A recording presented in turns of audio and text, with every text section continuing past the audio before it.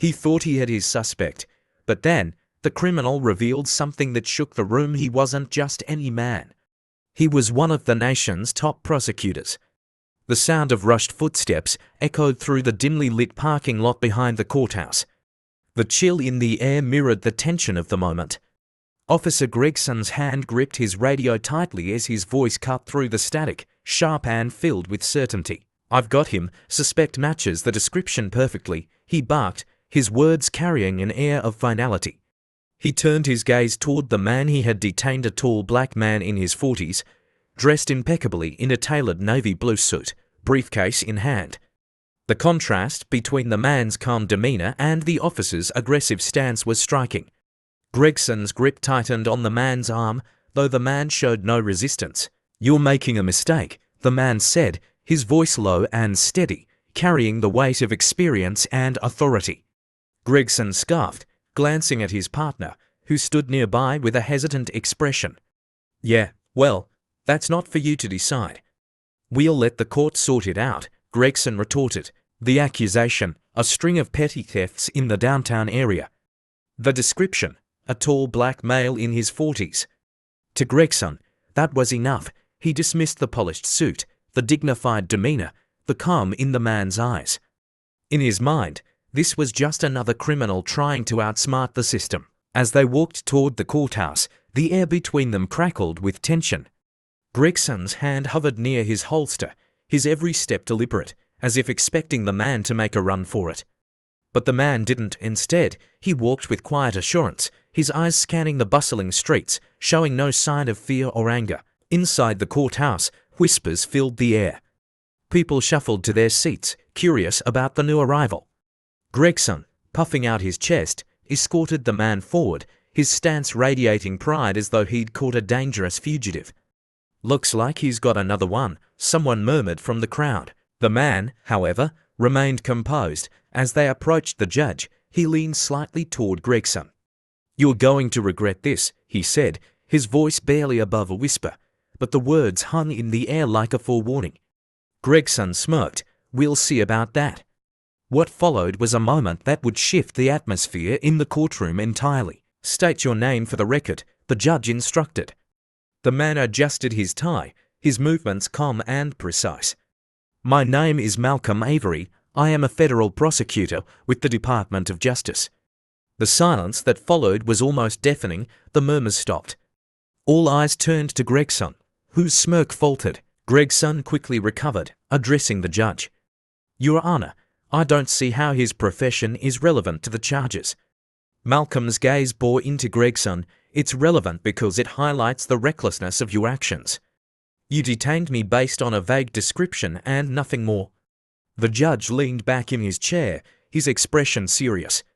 The tension in the room grew thick, and even Gregson's partner looked uneasy. Malcolm continued, his voice unwavering but never loud. "Your Honor, I was stopped while leaving my office for lunch. I was carrying only this briefcase." He tapped it lightly, his actions measured. "When I asked the officer why he was detaining me, his only response was that I matched a description. No evidence, no probable cause, just an assumption." Gregson interjected, his tone defensive. "Your Honor, the description came from multiple witnesses. It's not about assumptions, it's about following leads." Malcolm turned to face him fully, his gaze piercing. "Following leads, or relying on stereotypes? Did you ask for any specifics, any distinguishing details? Or did you just stop the first black man you saw in a suit?" Gasps rippled through the courtroom. Gregson's face flushed, but he attempted to maintain composure. "That's not fair," Gregson muttered. "Fair?" Malcolm's voice rose slightly, commanding attention. "Do you know how often men who look like me are stopped, questioned, or arrested simply for fitting a description? This isn't about fairness. This is about a pattern I've dedicated my career to fighting against." The judge raised his hand, signaling for calm. "Gentlemen, that's enough." But Malcolm wasn't done. He addressed the courtroom, his voice carrying a gravitas that silenced the room. "This case isn't just about me.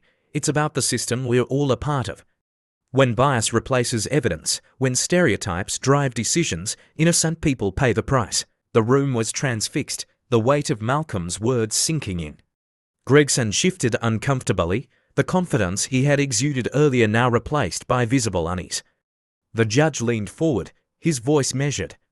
"Officer Gregson, do you have anything further to add?" Gregson stammered. I thought I was doing my job. I didn't mean to ... double quotes.